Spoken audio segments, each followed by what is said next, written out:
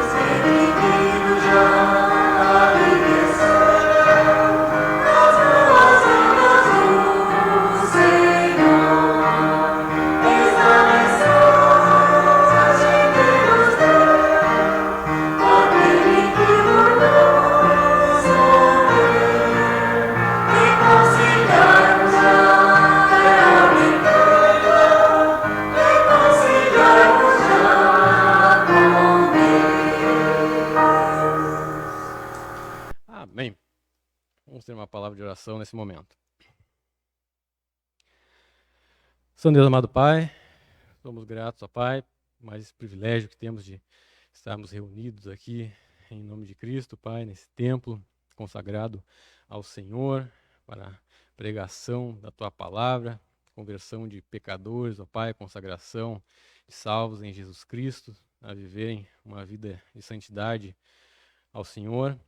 Somos gratos pelos hinos que temos a oportunidade de cantarmos a Ti, ó Deus, que trazem verdades tão fortes acerca da mensagem, ó Deus, do Evangelho, de reconciliação que o Senhor permite a todo homem por meio de Cristo Jesus, que sacrificou-se, Pai, na cruz do Calvário, possibilitando essa redenção que outrora era impossível ao homem, mas que hoje, pelo sangue de Jesus, é totalmente possível a todo aquele que confessa Cristo como único e suficiente Salvador.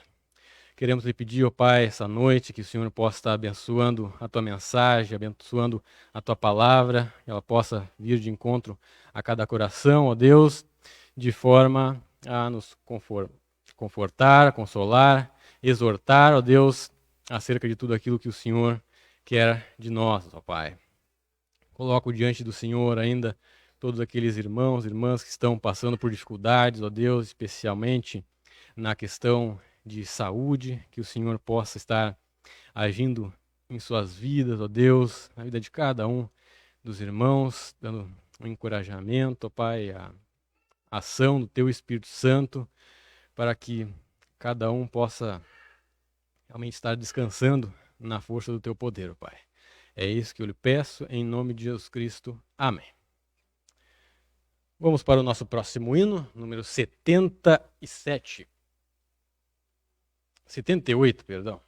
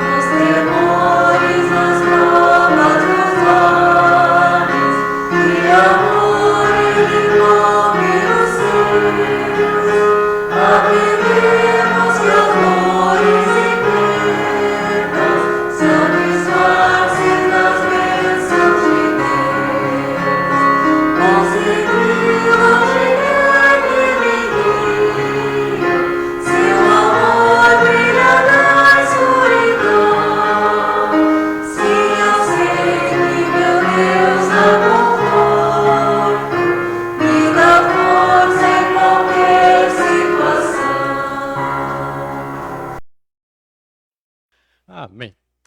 Vou convidar os irmãos que se coloquem em pé nesse momento para fazermos a leitura da palavra de Deus, que está em Ezequiel, capítulo 5.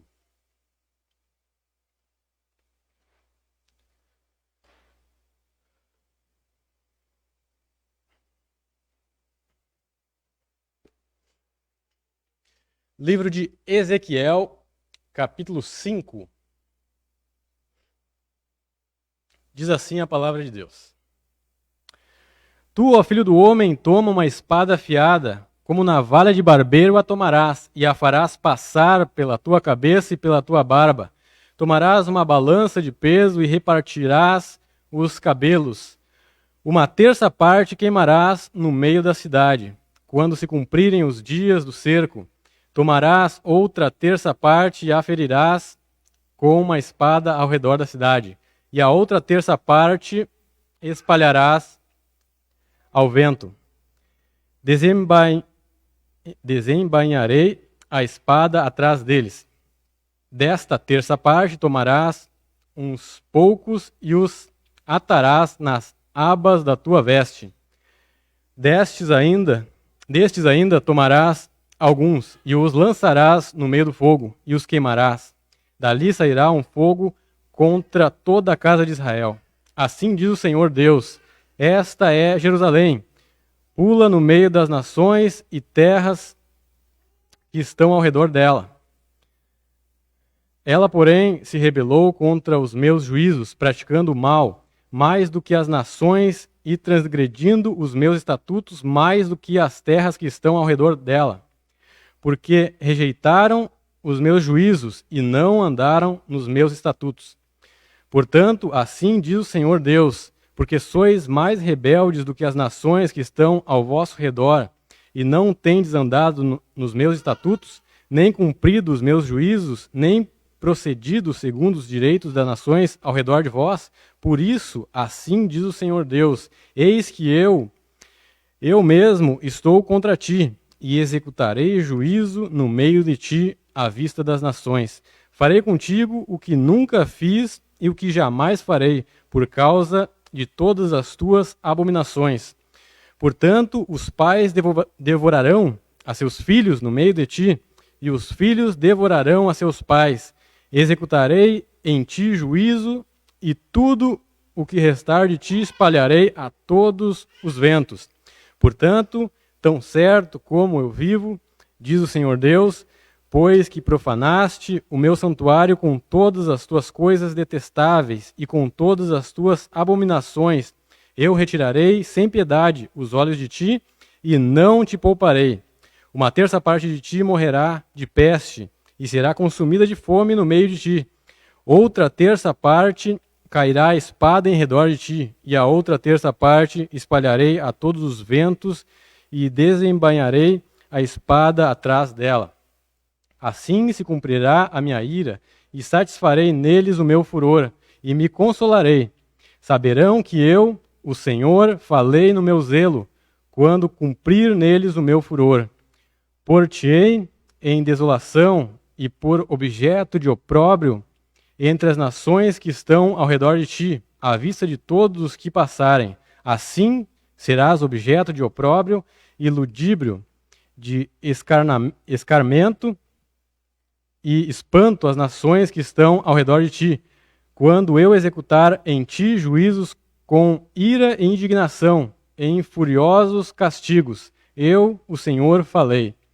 Quando eu despedir as malignas flechas da fome contra eles, flechas destruidoras, que eu enviarei para vos destruir, então aumentarei a fome sobre vós, e vos tirarei o sustento de pão. Enviarei sobre vós a fome e bestas feras, que te desfilharão, a peste e o sangue passarão por ti, e trarei a espada sobre ti. Eu, o Senhor, falei.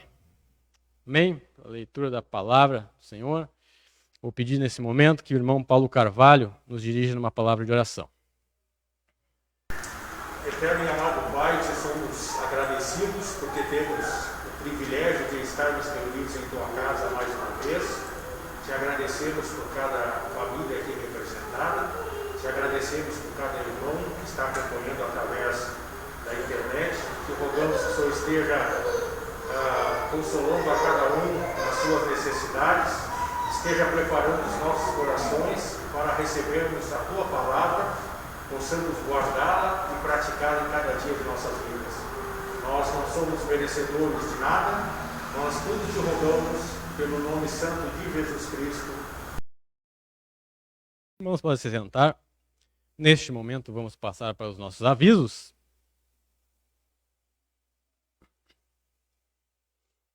Então, nossos cultos dominicais, sempre às 9 horas da manhã, nossa escola dominical, e às 18 horas, o nosso culto vespertino, tanto com as transmissões via Facebook, quanto presencialmente.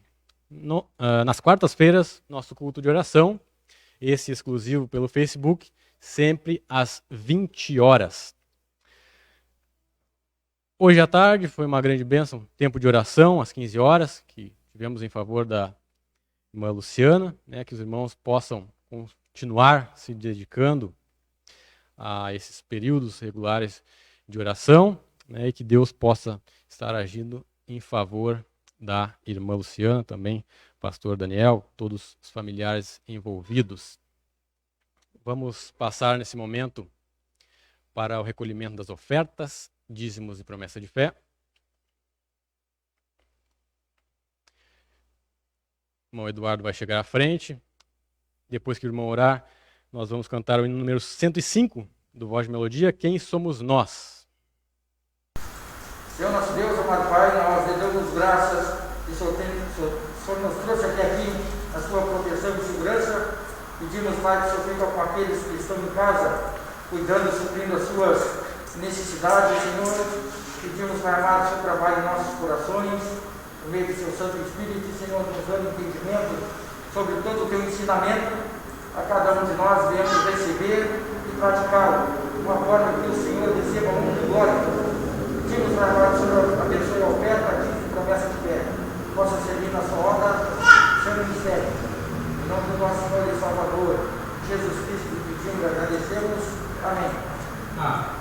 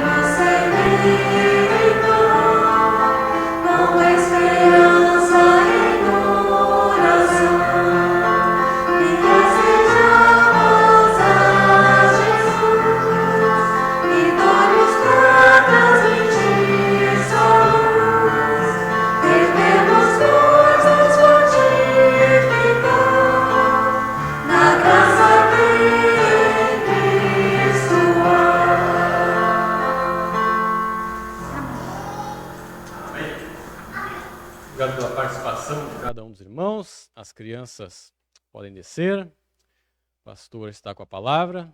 Vamos lembrar, então, de orar pela irmã Luciana e por tantos irmãos que também estão enfermos.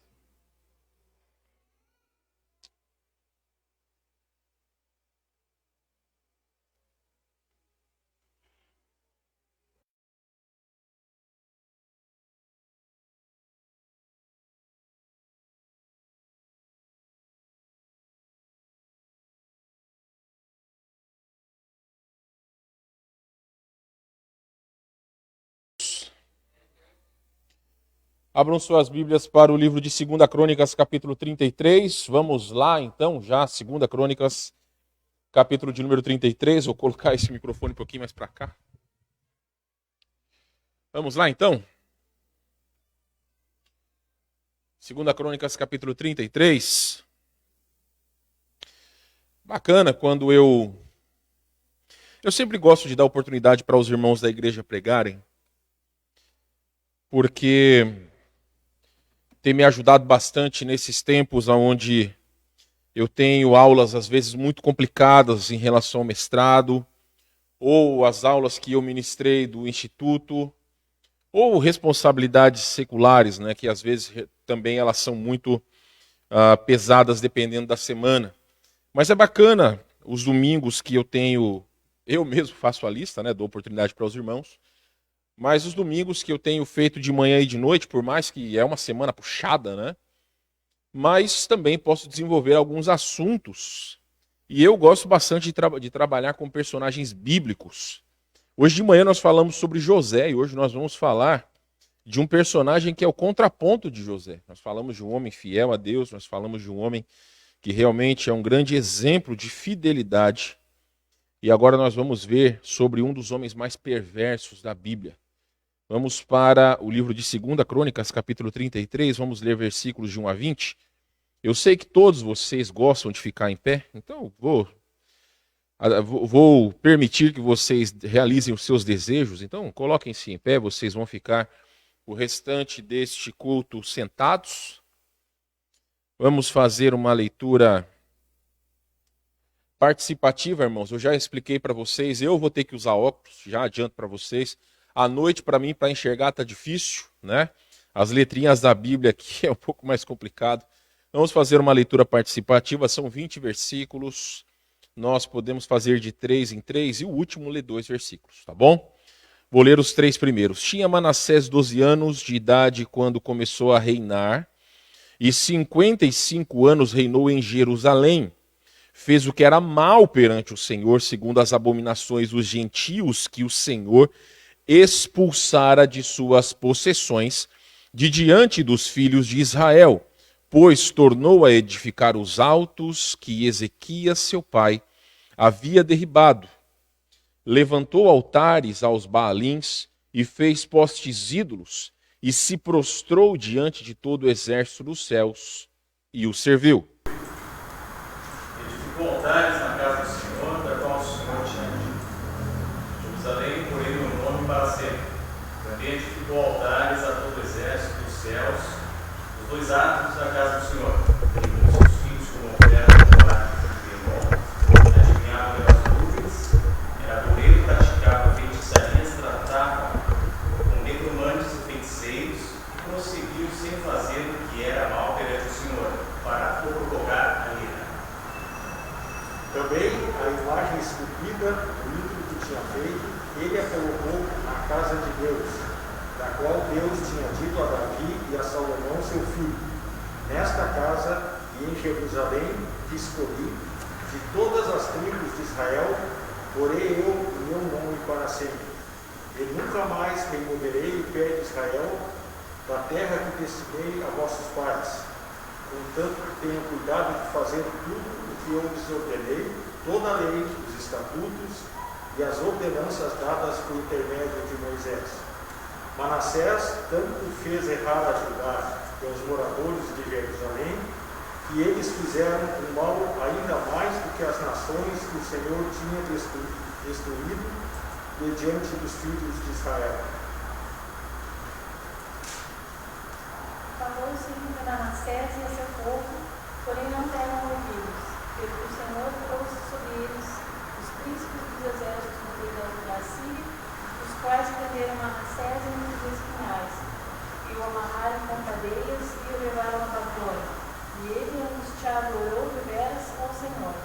Seu Deus humilhou-se muito perante o Deus de seus pais.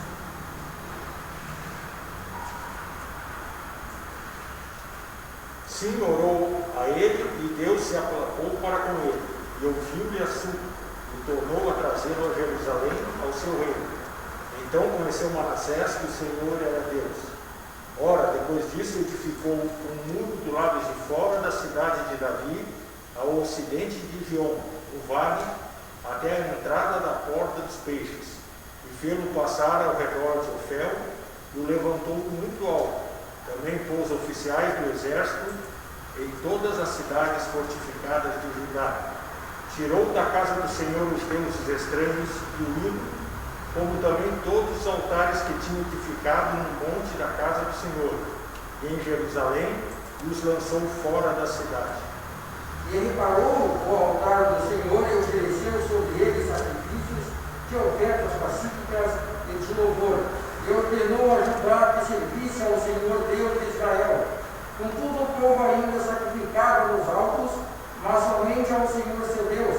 O restante dos atos de Manassés e a sua oração ao seu Deus, e as palavras do vidente que lhe falavam no nome do Senhor Deus de Israel. Eis que estão nas crônicas dos reis de Israel. E a sua oração, e como Deus se aplacou para com ele, e todo o seu pecado, e a sua transgressão, e os lugares onde edificou altos, e pôs bosques e imagens de sepulturas, antes que se humilhassem, eis que estão escritos nos livros dos videntes. E dormiu Manassés com seus pais, e o sepultaram em sua casa. Amon, seu filho, reinou em seu lugar. Amém. Deus abençoe a sua palavra. Podem se assentar. Vamos orar nesse momento? Pedimos a Deus, em nome de Jesus, a ação do Espírito Santo sobre as nossas vidas. Diante do Senhor, ó Pai, que conhece todos os corações, não há coração que não fique sem o Senhor conhecer. O Senhor sabe de todas as coisas, Tu és onisciente. Então nós nos colocamos diante de Ti, ó Deus, para que o Espírito Santo fale diretamente a cada um de nós. Porque por vezes, ó Deus, o grande problema de muitas pessoas que não reconhecem o agir do Senhor sobre suas vidas, o grande problema está na falta de salvação, está na falta de arrependimento. Então eu clamo, Senhor Deus, que direcione-nos o coração sobre como nós devemos nos portar diante do Senhor, como nós devemos viver a vida comum, a vida cristã diante do Senhor. Pedimos, ó Deus, que através do exemplo da Sua palavra, se há alguém que nos assiste ou que está aqui esta noite, que tem alguma dúvida, seja sobre salvação ou até mesmo sobre o seu procedimento diante do Senhor, que diante da Tua palavra toda e qualquer dúvida seja resolvida. Fala, Senhor Deus, a cada um de nós. É nossa oração e nosso desejo em nome de Jesus. Amém. Meus irmãos, nós estamos aqui falando sobre o rei Manassés, o qual na palavra de Deus é chamado como um dos homens mais perversos que já pisou neste mundo. A perversidade, meus irmãos, não vem apenas de coisas más que faz perante os homens. Até porque perante os homens existiram outras pessoas que fizeram coisas piores, se assim nós podemos dizer. Mas o grande problema de Manassés era o seu coração. O coração dele não era um coração reto diante de Deus. Por suas atitudes, realmente foi demonstrado que boa parte de sua vida não era um homem que conhecia verdadeiramente ao Senhor. E ele é um contraponto daquilo que nós vimos hoje de manhã. Nós vimos sobre um homem fiel que todo o seu procedimento, todas as suas dificuldades, ele se achegou a Deus, ele se apegou em Deus e ele venceu na sua vida. E como toda a nação foi beneficiada. Eu disse para vocês, o povo de Israel colhe as bênçãos da fidelidade de José até os dias de hoje. Então, meus irmãos, nós estamos vendo agora sobre um homem que por causa dos seus pecados, e mais para frente nós vamos ver isso, por causa dos seus pecados foi a gota d'água para que Deus pudesse tirá-los da terra prometida e levá-los para o cativeiro babilônico. Mas algumas informações importantes para dar para todos vocês. Após a divisão do reino, e se porventura você não sabe sobre isso, eu realmente lamento, não tenho como lhe explicar sobre isso agora, tem a oportunidade no mês de agosto de entrar na nossa aula do Antigo Testamento, eu tenho certeza que você vai estar ciente quando nós falarmos sobre isso. Mas após a divisão do reino, o reino do sul, composto de Judá, e o reino do norte, composto pelas 10 tribos de Israel. O reino do norte durou pouco mais de 200 anos. E por conta da sua impiedade, da sua infidelidade e idolatria, Deus os levou cativo pela Síria. Existia apenas o reino do sul, nesta época que aqui nós estamos tratando. dentre os reinos do sul, nós estamos falando dos reis que faziam parte da dinastia de Davi, ou seja, aqueles que eram da geração de Davi, da família de Davi. E quando nós chegamos a Manassés, a coisa mais interessante que nós podemos entender, ou pelo menos que nos choca, é que o pai de Manassés, o rei Ezequias, foi um dos homens mais piedosos entre os reis, entre os 18 reis que passaram pelo reino do sul. Ele foi um dos mais piedosos. 8 desses 18 foram homens de Deus, reis que realmente reinaram segundo a vontade de Deus.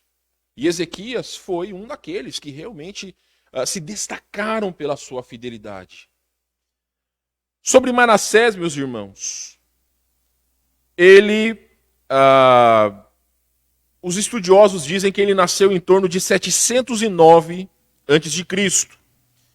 Então, ele estava com 7 anos quando o seu pai foi curado. Lembre-se que quando Isaías chegou para o rei Ezequias, dizendo que ele seria morto, que Deus disse para ele que ele deveria arrumar a sua casa, que ele morreria, ele derramou seu coração diante de Deus e Deus deu para ele mais 15 anos. E como sinal disso, houve uma mudança do sol. E nesta época, Manassés já era vivo. Então ele presenciou, de alguma forma, o milagre de Deus. Ele tinha 11 anos quando 185 mil soldados assírios foram mortos. Naquela ocasião que Senaqueribe, se eu não estou enganado, chegou e enviou uma carta para Ezequias em nome do rei, dizendo que era para que ele não confiasse em Deus, porque os deuses das outras nações não protegeram as outras nações do exército da Síria. E o que Ezequias fez? E essa é uma das partes que eu particularmente mais gosto do livro de Crônicas. Ele pegou aquela carta, ele se ajoelhou diante de Deus, ele leu a carta diante de Deus, e basicamente ele disse: ó Senhor, nós não podemos fazer nada e clamamos que o Senhor nos ajude. No outro dia, 185 mil soldados estavam mortos. Então, meus irmãos, o Deus que nós cremos é um Deus de milagres. O Deus que nós cremos é um Deus de milagres. E o rei não precisou fazer absolutamente nada. Eles estavam trancafiados dentro de Jerusalém e os soldados assírios viraram cadáveres. E a Bíblia diz que depois eles foram e pegaram os despojos daqueles mortos. Também, meus irmãos, alguns estudiosos acreditam que o rei Manassés ele foi corregente com o pai dele por cerca de 10 anos, dos 12 aos 22, ou seja, o pai dele era o primeiro, ele era o segundo, então ele estava reinando com o seu pai. E aí, meus queridos, nós podemos enxergar em 2 Reis, capítulo 24, versículo 13, eu peço que alguém possa ler para nós. 2 Reis, capítulo 24, versículo 3, vai falar que ele foi um dos reis mais perversos da história de Judá, tanto que ele foi responsabilizado pela queda do Reino do Sul. Paulo, se você tem aberto aí, lê para nós, por favor, 2 Reis 24, 3. Foi, na verdade, por ordem do Senhor, que isso veio sobre Judá para removê-lo de diante de sua face, por causa de todos os pecados cometidos por Manassés. E aí você pergunta assim: nossa, mas será que Deus ele não está sendo muito... será que Deus não está sendo muito duro? Por causa de um homem só, toda uma nação está sendo, vamos dizer assim, está recebendo as consequências, está sendo castigada. Meus queridos, eu não vou ler, mas eu vou falar para vocês todos os pecados que foram listados dos versículos 1 a 10 que são atribuídos ao rei Manassés. É dito que ele fez o que era mal perante o Senhor, segundo as abominações dos gentios que o Senhor expulsara de suas possessões, de diante dos filhos de Israel.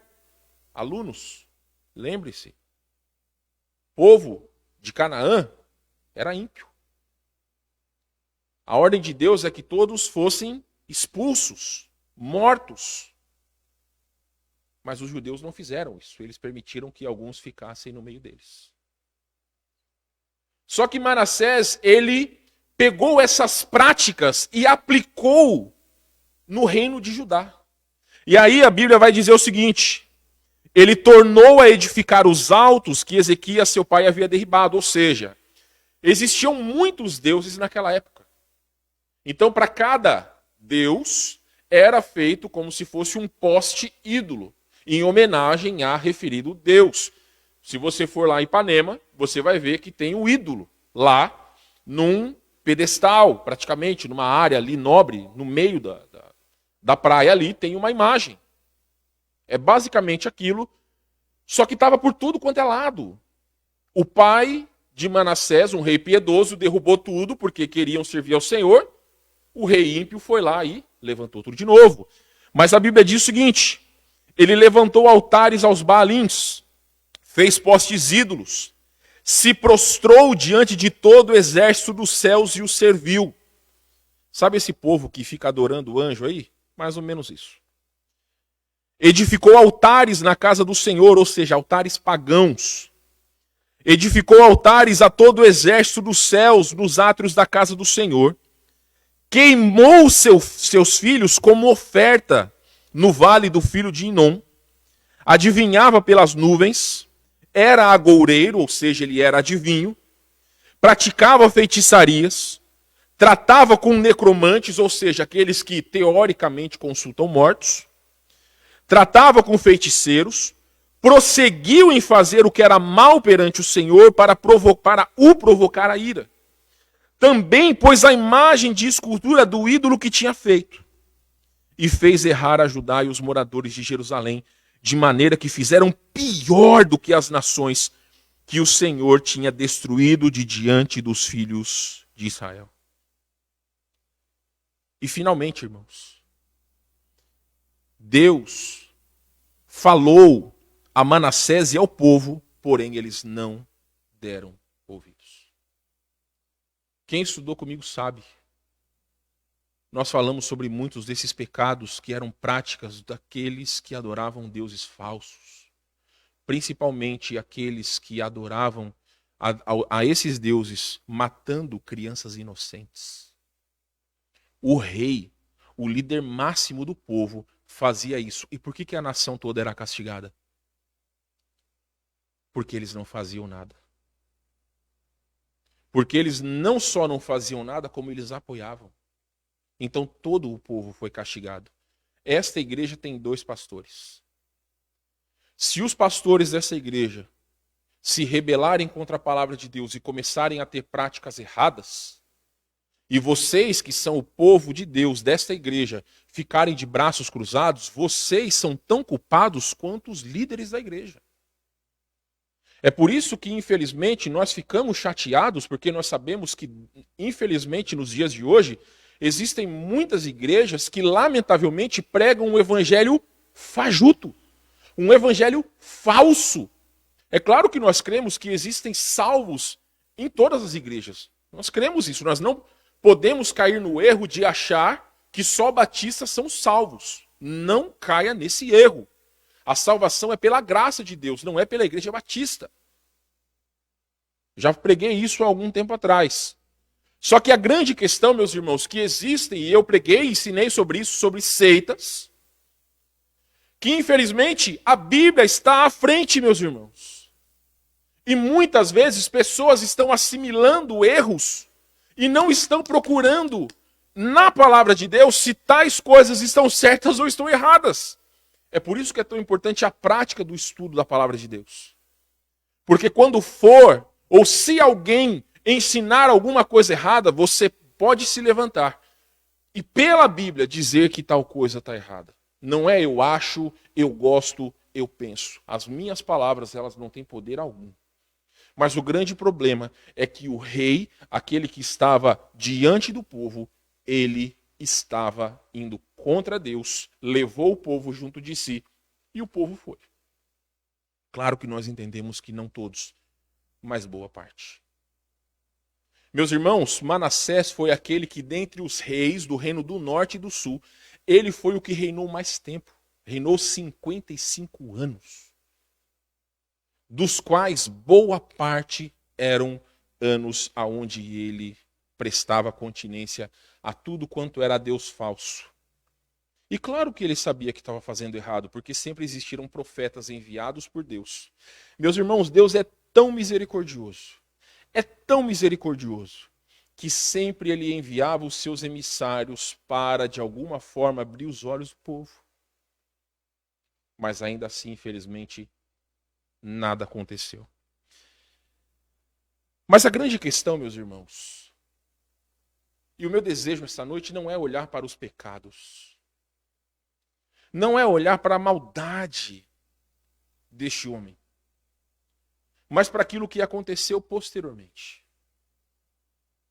Nós vemos aqui, meus irmãos, no versículo 11, e você pode me acompanhar, pelo que o Senhor trouxe sobre eles os príncipes do exército do rei da Síria, os quais prenderam Manassés com ganchos, amarraram-no com cadeias e o levaram à Babilônia. Meus irmãos, aqui nós vemos que toda a impiedade deste rei foi castigada. Aqui não eram os babilônicos que estavam agindo sobre Israel, eram os assírios, ainda eram os assírios. Mas nós vemos, meus irmãos, que ele, angustiado, suplicou, versículo 12, ao Senhor seu Deus, e muito se humilhou perante o Deus de seus pais. Fez-lhe oração e Deus se tornou favorável para com ele. Atendeu-lhe a súplica e o fez voltar para Jerusalém, ao seu reino. Então reconheceu Manassés que o Senhor era Deus.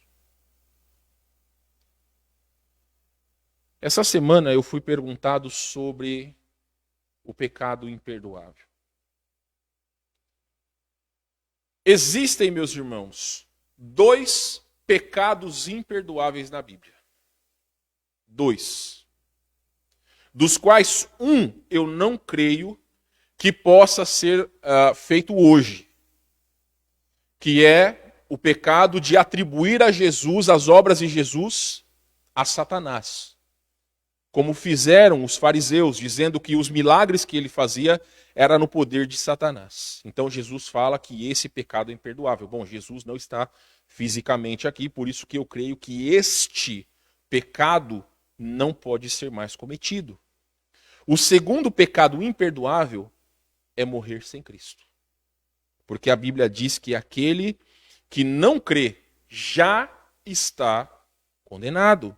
E quando você lê Lucas 16, que fala sobre o rico e Lázaro, você vai ver que na conversa do rico com Abraão, ele deixa claro que não há de maneira alguma uma forma de que aquele homem que foi lançado no inferno, ele poderia de alguma forma sair daquele tormento. Todos têm oportunidade de salvação. Mas o que nós vemos aqui, meus irmãos? Nós vemos um homem que nós podemos dizer que cresceu sabendo quem era Deus, vendo o poder de Deus. Viu na vida do seu pai como Deus agiu favoravelmente em relação aos seus desejos. Ele viu o exemplo do seu pai como um dos reis mais piedosos de Judá. Mas isso, meus irmãos, vai de encontro àquela tese que eu falei semana passada, ou semana retrasada. É claro que nós pais ansiamos para que os nossos filhos sejam homens e mulheres de Deus. Mas vai chegar um dia que quando a nossa responsabilidade não estiver mais sobre os nossos filhos, eles vão escolher qual caminho trilharão e serão responsáveis diante de Deus. E nós vemos, meus irmãos, que este rei, mesmo tendo todo o exemplo de fazer aquilo que é correto, por anos a fio, ele fez o que era errado. E nós podemos dizer que sim, ele não só foi contra Deus, ele não só praticou abominações contra Deus, como ele desafiou a Deus. Porque quando ele se arrependeu, o que ele fez? Ou pelo menos, quando ele estava passando talvez pela pior das situações, acorrentado com ganchos, o que ele fez? Ele reconheceu quem era Deus. O próprio versículo 13 fala: então reconheceu Manassés que o Senhor era Deus. Só que aí, meus irmãos, é exatamente o que nós vamos discorrer um pouco essa noite. O título dessa meditação: Atitudes de um verdadeiro arrependimento. Porque hoje pela manhã nós estávamos falando de um homem que por 20 anos sofreu igual um condenado. Literalmente um condenado. Mas Deus lhe era favorável porque o seu coração era reto diante de Deus. Meus irmãos, muitos sofrem e sofrerão porque não reconhecem quem é Deus. Não reconhecem a soberania do Senhor. E aqui nós não estamos falando de crença, nós estamos falando de prática. Porque uma coisa é, existem pessoas que realmente elas se importam em conhecer mais a Deus, em ter um relacionamento verdadeiro com Deus. Outros simplesmente dizem que acreditam em Deus e ponto final. Só que também, meus irmãos, recentemente eu já expliquei para os irmãos o que é a justificação pela fé. Só que aqui nós temos o exemplo prático sobre como nós vemos a transformação verdadeira na vida de um homem que se transformou de um homem ímpio, porque mesmo sendo filho de um rei bom, mesmo vendo a mão de Deus, mesmo fazendo todas as coisas com o seu pai enquanto o pai dele estava vivo, ele nunca reconheceu quem era Deus. Pelo contrário, desafiou Deus. E quando as coisas lhe foram desfavoráveis, ele clamou ao Senhor. Meus irmãos, Deus é tão bom. Deus é tão bom que mesmo às vezes que nós somos infiéis e nós clamamos a Deus, Ele nos mostra a sua face de amor. Os irmãos viram, quando nós lemos, o Paulo leu em 2 Reis, capítulo 24, versículo 3, que a culpa do povo ser levado para o cativeiro era do rei, mas também do povo, claro. Tamanha era a impiedade, mas quando houve arrependimento, Deus aceitou. Só que, meus irmãos, notem o seguinte: mesmo que ele trouxe a ira de Deus sobre ele, mesmo que ele foi tratado como um animal pelos seus perseguidores, porque ele foi colocado em ganchos, mesmo amarrado a correntes, como a Bíblia diz, Deus permitiu tudo isso, toda essa humilhação, para que ele reconhecesse quem era Deus. Só que reconhecer só não basta, meus irmãos. Reconhecer só não basta. Veja comigo o versículo 14. Depois disto, edificou um muro de fora da cidade de Davi, ao ocidente de On, no vale e à entrada da porta do peixe, abrangendo o Ofel, e o levantou muito alto. Também pôs chefes militares em todas as cidades fortificadas de Judá. Tirou da casa do Senhor os deuses estranhos e o ídolo, como também todos os altares que edificara no monte da casa do Senhor e em Jerusalém. e os lançou fora da cidade. Restaurou o altar do Senhor, sacrificou sobre ele ofertas pacíficas e de ações de graças, e ordenou a Judá que servisse ao Senhor, Deus de Israel. Então, meus irmãos, nós vemos que as atitudes de uma pessoa transformada, elas são realmente visíveis. Não fica só da boca para fora. Não é uma fé vazia, mas é uma fé prática. É algo que nós estamos andando em conformidade com as nossas palavras. Atitudes e palavras, elas andam de mãos dadas. O grande problema é que muitos estão vivendo uma vida fajuta diante de Deus, achando que pelo simples fato de carregarem o nome de cristão, pelo simples fato de andarem com uma Bíblia debaixo do braço, fazerem parte de uma igreja há anos a fio, acham que isso é vida cristã. Não é. Não é vida cristã. Vida cristã é prática. Não são palavras lançadas ao vento. Não é nós ficarmos inertes, vendo tudo o que está acontecendo nesse mundo, meus irmãos. Como que nós podemos ficar descansando nas nossas casas, sabendo que familiares nossos, pessoas que nós amamos, se morrerem hoje, elas vão para o inferno, meus irmãos? Existe uma diferença que Ezequiel deixa claro, que a responsabilidade de nós como atalaias, é claro que Ezequiel está falando para o povo, mas é aplicável a nós, que nós devemos anunciar ao ímpio qual o destino da sua alma, se ele morrer sem Deus. Mas qual que é o grande problema? Muitos de nós, meus irmãos, estamos deitados em berço esplêndido. Muitos de nós estamos confortáveis no nosso cristianismo dominical, aonde nós achamos que a vida cristã se resume a vir à igreja, ou você pegar na sua casa um celular, um computador, a sua televisão e ligar no culto da igreja na hora das transmissões. É isso que muitas pessoas acham que a vida cristã se resume. Ouvir pregações cada domingo. Ouvir pregações cada quarta-feira. Mas e de que forma que isso tem impactado as nossas vidas?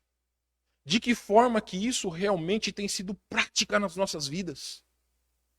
De que maneira nós estamos influenciando positivamente essa sociedade?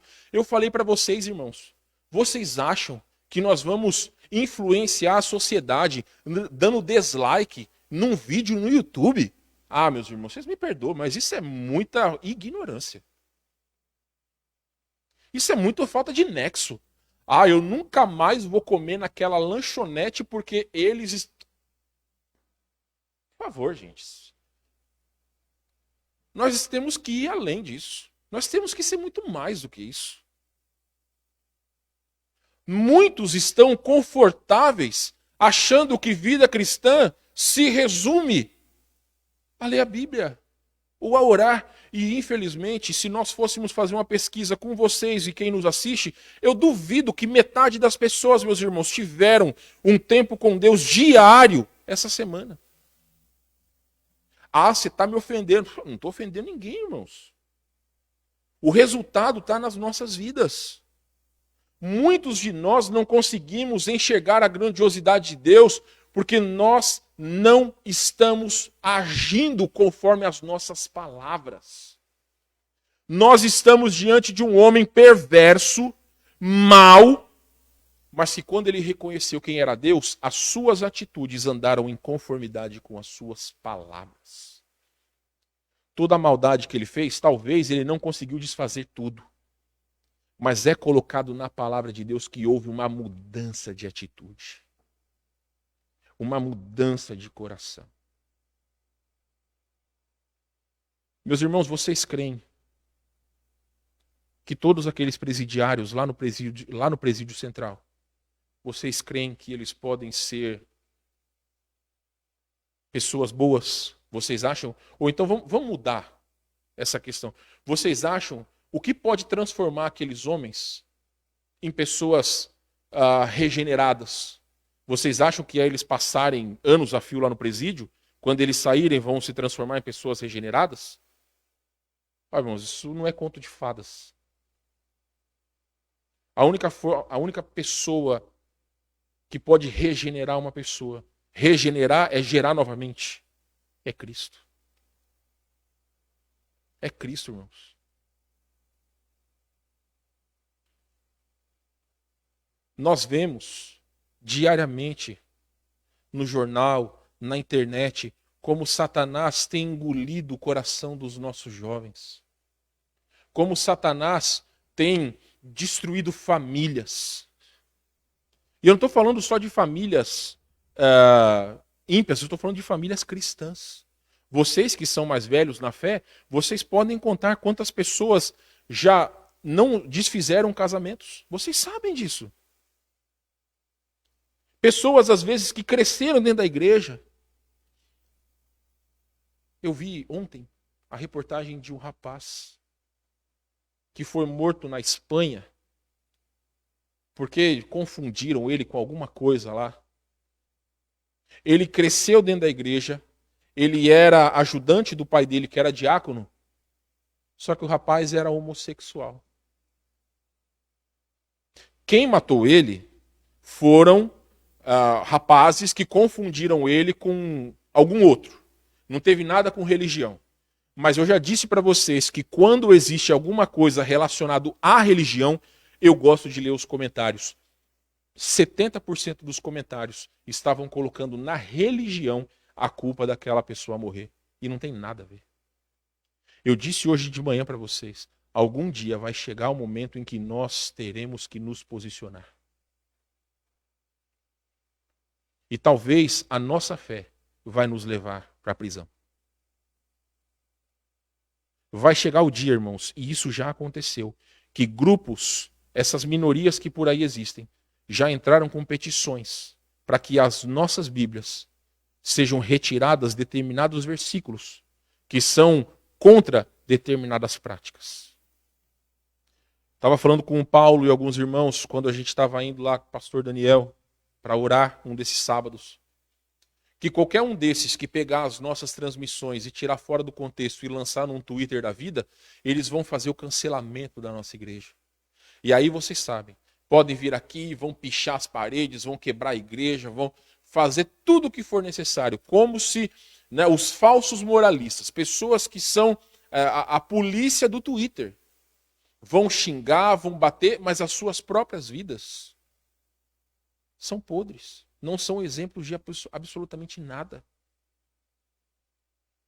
Meus irmãos, eu vi uma ilustração que é bela. Cristo disse que nós temos que ser o sal do mundo, não é verdade? É verdade, gente? Só que a minha pergunta para vocês é o seguinte: como que o sal pode dar sabor a uma comida se ele ficar dentro do saleiro? Vocês entenderam isso?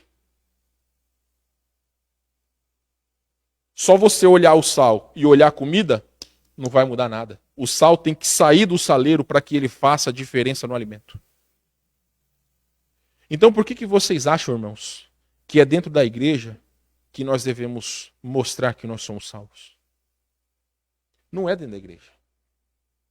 São nas oportunidades diárias, onde pessoas dizem que nós temos que mentir, onde pessoas dizem que nós devemos flertar com mulheres, com homens, que nós devemos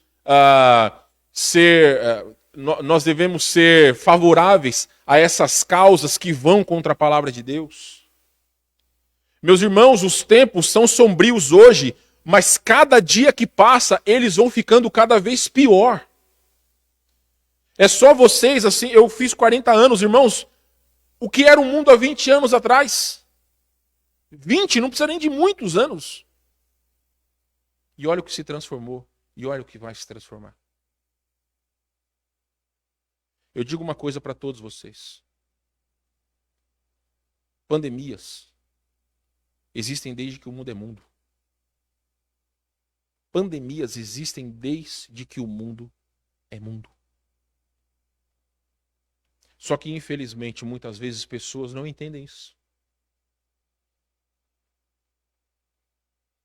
Existe um termo aí, o sommelier de vacinas, ou seja, as pessoas que querem ficar escolhendo vacina. Meus irmãos, eu deixo claro para todos vocês, o que vai nos livrar do Covid ou de qualquer doença não é vacina, não. É Deus. Eu não estou dizendo que vocês não têm que tomar vacina. Isso está dentro da sua liberdade pessoal. Você quer tomar, toma. Não quer, é problema seu. Não tem problema nenhum. Mas a grande questão é que nós não podemos ficar dentro dos nossos cubículos, de um quadrado, achando que a nossa vida vai se resumir àquilo e ponto final. Meus irmãos, nós precisamos ter comunhão com pessoas para que as pessoas possam ver Cristo em nós. Alguns desta igreja acham que a responsabilidade de pregar o evangelho é do pastor, da esposa do pastor, da irmã que é missionária, do irmão que é diácono, do irmão que rege. A responsabilidade de pregar o evangelho, querido, é de todos. Quando Jesus lá em Mateus 28 falou, ide e pregar o evangelho a toda criatura, ele estava falando para todos os crentes. Ele não estava falando para um nicho de pessoa, ele estava falando para todas as pessoas. Pastor Odir colocou uma frase muito interessante essa semana no Facebook dele. Eu não vou lembrar na íntegra. Mas é que é mais ou menos assim. A pessoa, se está doente, ela vai trabalhar. Se está frio, ela vai trabalhar. Se tem pandemia, o chefe manda, ela vai trabalhar. Mas muitas vezes, se está frio, não vai para a igreja. Se está doente, claro, não tem que vir para a igreja. Ah, tem pandemia. Ah, não vou para a igreja. Meus irmãos, também está dentro da liberdade de cada um. Desde que realmente sejam situações que realmente sejam aceitáveis. Eu não sou juiz de ninguém.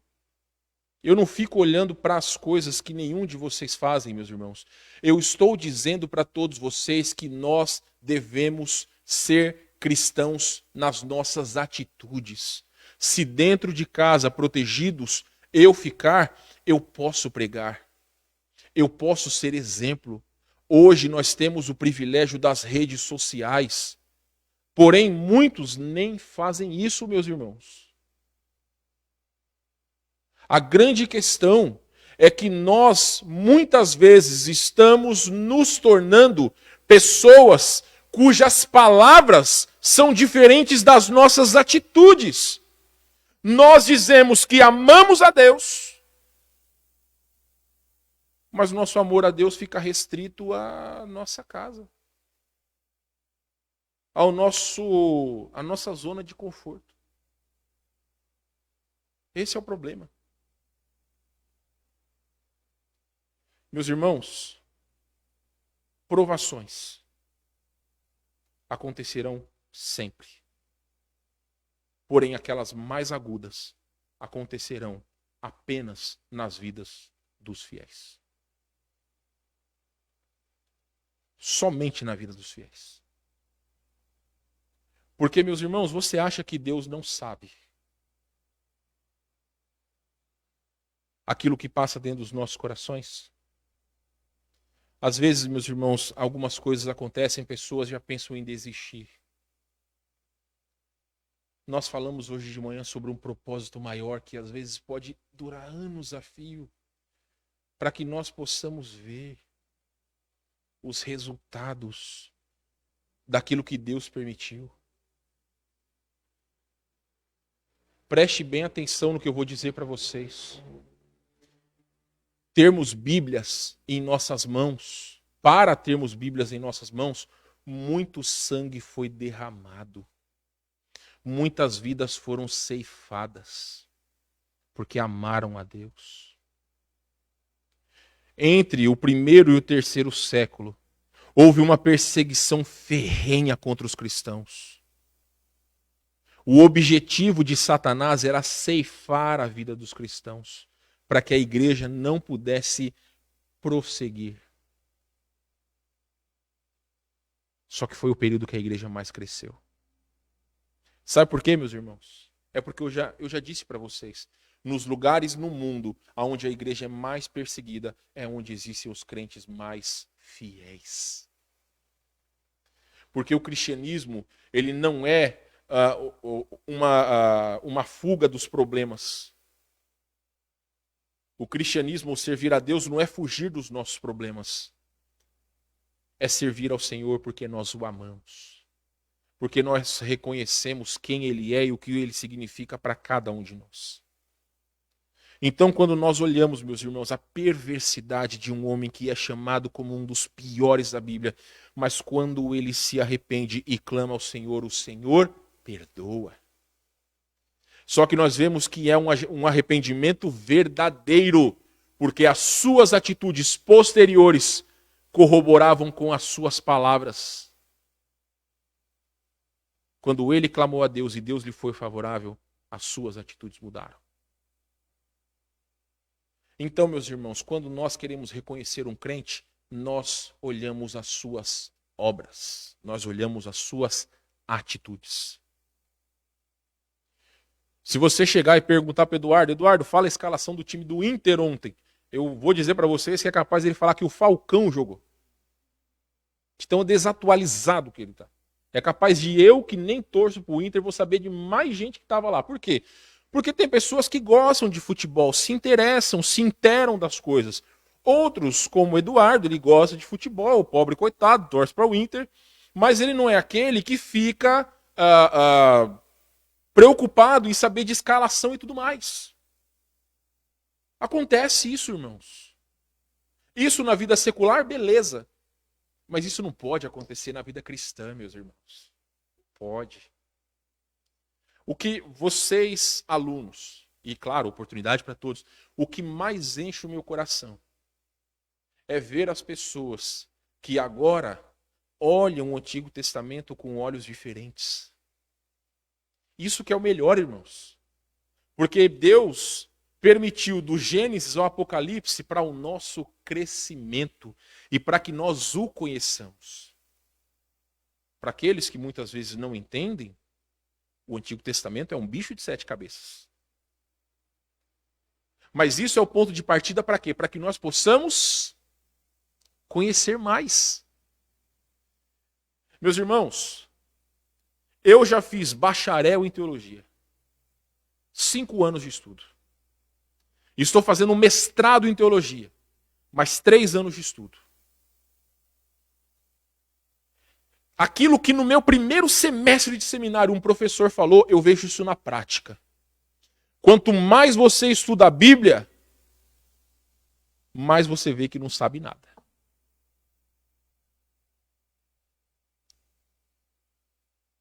Eu não sei, meus irmãos, qual é o máximo que uma pessoa pode aprender. Eu sei, talvez um dos homens, eu conheci 2 homens na minha vida, que eles não precisavam abrir a Bíblia, porque eles leram tanto a Bíblia que eles tinham praticamente toda a palavra de Deus de cor. Incrível. Se você falasse um versículo, ele já continuava. Era incrível. Um deles era o pastor Francisco Mendes, que hoje está na presença do Senhor. Ele era missionário lá no Amazonas. Lá no Amazonas, quando você dá uma olhada pelo Google Maps ali, você vai ver que as cidades elas estão longe umas das outras, porque a maioria do Amazonas é floresta. E ele tinha que chegar de barco às comunidades ribeirinhas. Só que não é mais ou menos, né, como daqui até o centro, 15 minutos aqui. Daqui até o centro dá mais ou menos uns 15 quilômetros de carro, você chega em... Se não tiver trânsito, né, você chega em 15, 20 minutos. Lá não, irmãos, lá é barco. Falei para vocês, quando eu fui de Manaus para Santa Isabel do Rio Negro, 750 quilômetros de rio, foram 22 horas de barco. Barco que tem um motor que anda rápido, 60 km por hora. O barco que tem 3 andares são 3 dias. Porque ele vai mais devagar. Então o período que o pastor Francisco Mendes, ele estava dentro do barco, ele ficava lendo a Bíblia. Ele lia toda a Bíblia, uma vez por mês. E tem crente que nunca leu a Bíblia. Algum de vocês confiaria num médico para cuidar da sua vida que nunca estudou o manual inteiro de medicina? Confiaria? Eu me lembro, irmãos, o primeiro médico que descobriu o meu tumor, eu fiquei meio ressabiado. Eu procurei outro. Quando eu fui na Santa Casa, o médico que me atendeu e me atende até hoje, se olha para a cara dele, é um guri. Aí eu, claro, né, eu pedi as referências dele. E ele pacientemente começou a falar, eu estudei isso. Beleza, graças a Deus deu tudo certo. Meus irmãos, como que nós poderemos falar às pessoas sobre o caminho de vida eterna se nós não sabemos abrir a palavra de Deus? Se nós não sabemos falar o básico do Evangelho? Então, meus irmãos, nós devemos ir além daquilo que nós temos feito. Todos nós, eu, vocês, quem nos assiste, nós temos que ir além. Nós temos que progredir. Nós não devemos regredir. Porque se de fato nós somos verdadeiros arrependidos, verdadeiros salvos em Cristo, nós precisamos diariamente demonstrar que nós amamos a Deus. Nós precisamos fazer a diferença no ambiente em que nós estamos. Porque quando nós formos provados, e nós seremos, tenha certeza, nós poderemos fazer resplandecer a luz que há em nós. O sal vai sair do saleiro. Só dessa forma que nós realmente poderemos demonstrar que nós amamos a Deus. João Batista, quando ele estava pregando para os fariseus, você não precisa abrir, mas Mateus 3,8, ele vai falar que aqueles homens que chegavam para ser batizados, eles deveriam produzir frutos de arrependimento. Sabe por quê? Porque existiam muitas pessoas que eram religiosas na época, mas que não conheciam a Deus verdadeiramente. Podem existir religiosos hoje? Pode. E tem muitos religiosos hoje que não conhecem a Deus. O grande problema é que talvez existirão pessoas que viverão anos a fio ou a sua vida inteira dentro de uma igreja, mas quando morrer vai para o inferno, porque nunca fez uma decisão verdadeira a Cristo. Porque o que salva uma pessoa, meus irmãos, não são palavras. É a graça de Deus para aquele que aos pés de Cristo reconhece o senhorio dele. Aí nós vamos para 2 Coríntios 5,17, que se alguém está em Cristo, é uma nova criatura. As coisas antigas já passaram. E eis que tudo se fez novo. Eu, antes de Cristo, irmãos, a minha boca precisava lavar com sabão. Falava muito palavrão. Frequentava lugares de cunho duvidoso. Tinha companhias de cunho duvidoso. Nunca fumei, nunca usei droga. Oportunidade eu tive. Mas as coisas que eu fazia realmente demonstrava que eu não conhecia a Deus. Porém, meus irmãos, quando Cristo me salvou, as coisas foram diferentes. As minhas palavras foram diferentes, as minhas atitudes foram diferentes, as minhas companhias foram diferentes. Então, meus irmãos, a prática, ela deve andar de mãos dadas com as palavras.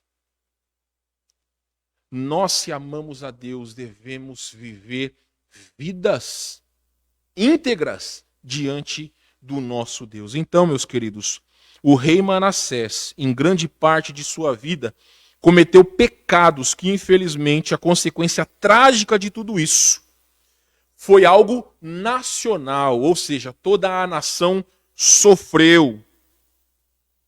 E isso lá em Jeremias 15 vai falar. Porém, ele se arrependeu e alcançou misericórdia do Senhor, visto que ele clamou ao Senhor, alcançou o favor e as suas atitudes demonstraram que realmente ele se converteu. Só que, meus irmãos, a vida dele, ele não simplesmente, Senhor, eu me arrependo, em nome de Jesus, amém, e continuava vivendo a vida dele como se nada tivesse acontecido. Não, os versículos que nós lemos já nos mostraram que ele procurou reparar pelo menos um pouco do mal que ele tinha feito. Abram suas Bíblias aí em 1 Timóteo 4,15, por favor.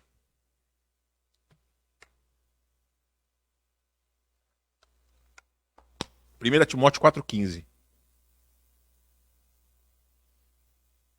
Eu vou ler.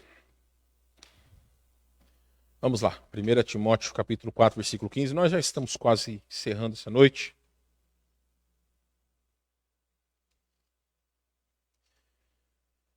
Timóteo 4,15. Medita estas coisas e nelas sê diligente, para que o teu progresso a todos seja... O que está escrito na Bíblia de vocês aí, gente? Manifesto. O apóstolo Paulo está dizendo para Timóteo, depois de várias recomendações, que ele deveria meditar, deveria praticar, para que as outras pessoas pudessem enxergar. Ó, rimou, que bonitinho. Meus irmãos, se você pega... Agora não dá porque vocês estão longe de mim. Mas a câmera do meu celular, se você pegar... A câmera não, se você pegar a luz de LED do seu celular, estar num lugar totalmente escuro, você colocar o seu dedinho, tá, no LED, o que vai acontecer? Você vai conseguir tampar toda a luz? Não vai. Não vai. Vai ficar vermelho. Porque esta ponta do dedo, ela não tem todas as articulações, todas as veias e tudo mais. Você não vai conseguir esconder a luz. É a mesma coisa na vida de um cristão. Nós, meus irmãos, por mais que nós sejamos apedrejados, que as nossas reputações muitas vezes sejam colocadas em xeque por causa do nosso amor ao Senhor, as pessoas ainda verão o nosso amor a Cristo. O que mais fez com que pessoas chegassem a Cristo nos períodos de perseguição era a fidelidade daqueles que morreram em Cristo. Meus irmãos, mais uma vez, eu cito para vocês os acontecimentos que estão sobre a vida de alguns dos nossos irmãos da nossa igreja. Hoje eu estava conversando com o Jason e o Renato sobre isso. Há 8 anos, Vani, o Paulo tem sofrido dessa doença. 8 anos. Para quem não sabe, a doença se chama ELA. Eu esqueci tudo o que é, mas procura ELA. É a sigla dessa doença. Toda vez que eu vejo Paulo, eu digo para ele que ele é um milagre vivo. Porque algumas pessoas que tiveram essa doença não duraram 6 meses. Há 8 anos o irmão Paulo está lá. Se sentar para conversar com Paulo, só tem que falar para ele ir devagar. Porque ele gosta de conversar. Mas a doença impede que ele consiga respirar. Mas ele está lá. Quem tem sustentado ele? Os médicos? Não, meus irmãos. Quem tem sustentado ele é Deus. Aonde quer que o irmão Paulo vá, ele sempre tem uma palavra do amor de Deus para falar sobre todos aqueles ou para todos aqueles que estão à sua volta. A irmã Luciana. Foi colocada uma foto, eu não sei se em qual rede social, nem sei se foi até aqui no grupo da igreja. Para todas as pessoas que entram no quarto da Lu, tem uma placa que fala do amor de Deus e da confiança de Deus que eles que estão cuidando dela, juntamente com a Lu, estão tendo. Meus irmãos, não é em vão que essas coisas têm acontecido e a gente não sabe os motivos, razão ou circunstância. Mas eu sei que o Deus que eu creio, Ele é poderoso para curar o Paulo ou para permitir que há 8 anos ele continue aqui nesse mundo. Eu creio que Deus ele é poderoso para curar a Lu. Ou para permitir que há 1 ano e 7 meses ela continue lutando. Quando os médicos disseram que talvez ela teria 6 meses de vida. Mas é a graça de Deus que tem sustentado esses irmãos. Mas para isso, irmãos, nós precisamos demonstrar o que há dentro de nós. Eu já falei sobre essa ilustração verídica. O saquinho de chá só vai sair a sua essência quando a água quente estiver sobre ele. As provações na vida do cristão, ela demonstrará o que há dentro de nossos corações. Porém, meus irmãos, nós precisamos demonstrar que nós amamos a Deus. Que o arrependimento é genuíno. Que realmente nós queremos servir ao Senhor. Que nós não estamos aqui nesse mundo só de passagem. Eu não estou aqui nesse mundo para ser o pai da Ana e da Esther. Eu estou aqui para ser o servo do Senhor. E depois, para ser o marido da minha esposa, para ser o pai das minhas filhas, para ser o pastor ou um dos pastores dessa igreja, para ser o irmão em Cristo de vocês, para ser o filho dos meus pais e por aí vai. Mas em primeiro lugar, eu sou servo. Eu sou servo. Aonde quer que eu esteja, a alcunha de servo deve estar sobre mim. Entenderam, meus irmãos? É isso que nós devemos fazer. Então nós vimos aqui, meus irmãos, Paulo está dizendo para Timóteo que ele deveria ter uma atitude onde todas as pessoas pudessem ver. Quando Manassés se arrependeu, foi algo verdadeiro que pôde ser comprovado em suas obras até o dia de sua morte. Volta lá, 2 Crônicas, capítulo 33, e aí nós encerraremos ali.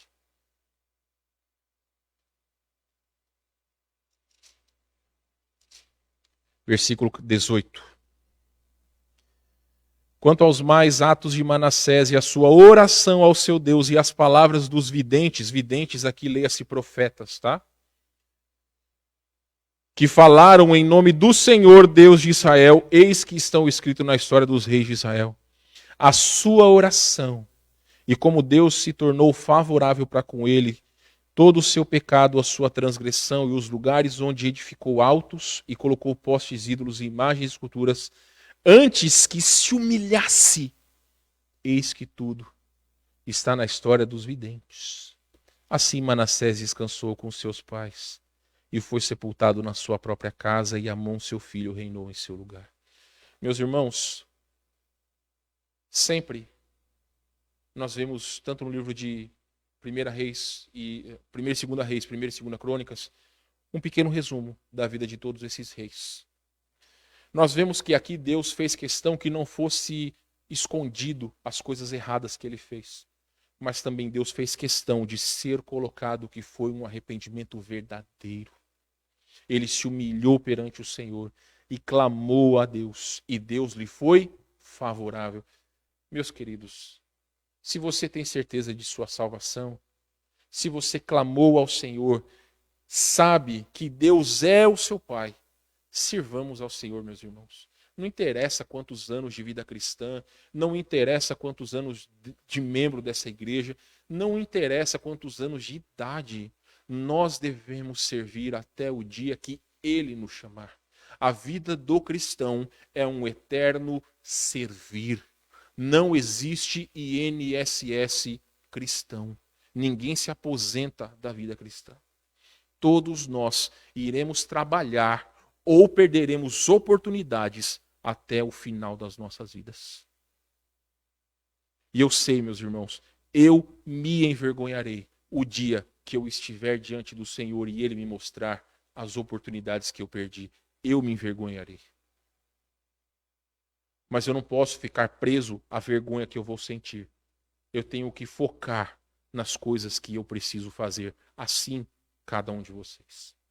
Que o contexto de vida que você tiver possa ser transformado não só pela sua presença, mas pelo agir de Cristo, que habita em cada um de nós. Vamos orar, meus irmãos. Senhor, mais uma vez, diante do Senhor eu clamo que a palavra do Senhor nos dê a convicção de que realmente, ó Deus, nós precisamos ser cristãos não só de boca, mas de prática.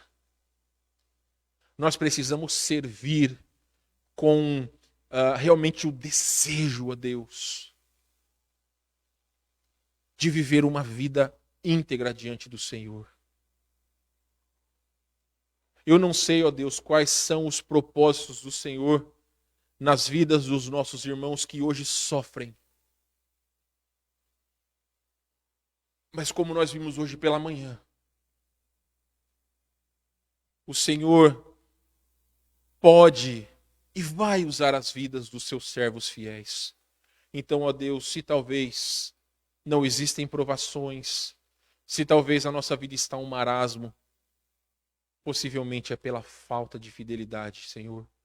Por algo que talvez, algum pecado que esteja preso dentro de nossos corações. Ó Deus, eis o exemplo de um homem que foi chamado como um dos piores, dos maus da Bíblia, mas que o Senhor demonstrou misericórdia e graça sobre o seu arrependimento. E as suas atitudes realmente demonstraram que as suas palavras não eram vazias. Ó Deus, olha em cada vida, em cada coração. Talvez essa noite há alguém que nunca fez uma decisão a Cristo. Alguém que, assim como Manassés, ó Deus, tantos anos está dentro da igreja, tem visto quantas coisas o Senhor tem feito na vida de outras pessoas, mas nunca fez uma decisão a Cristo. Ó Deus, a eternidade não é brincadeira. Nós não podemos brincar com o tempo, porque nenhum de nós sabemos se daqui a 5 segundos nós estaremos vivos. Eu oro, Senhor Deus, pela vida do irmão Paulo Barbosa, o qual tem sido um grande exemplo. Sei que a irmã Vani com sua família tem lutado bastante, mas dou graças ao Senhor porque ele está vivo e mesmo com todas as suas dificuldades continua falando sobre o amor de Deus. Bem como ainda oro, Senhor Deus, confiado no milagre do Senhor na vida da nossa querida irmã Luciana. Nós sabemos, ó Deus, que esses irmãos têm impactado com o seu testemunho muitas vidas e talvez nós só saberemos na eternidade como pessoas puderam entregar as suas vidas a Cristo pelo exemplo que esses irmãos têm sido. Usa-nos, ó Deus. Dá-nos convicção de que ao sair desta igreja hoje, ao sair desse local, nós precisamos ser o sal que sai do saleiro. Que possamos, ó Deus, de alguma forma, transformar o ambiente que nós passamos, que nós estamos. Permite, Senhor Deus, provações. Eu peço, permite provações nas nossas vidas, para que nós possamos mostrar a real essência de nossos corações. Agradeço ao Senhor e te peço em nome de Jesus. Amém. Meus queridos, oremos pela nossa querida irmã Luciana. O pastor Daniel tem nos pedido isso. Hoje, às 15h, foi um tempo muito bom.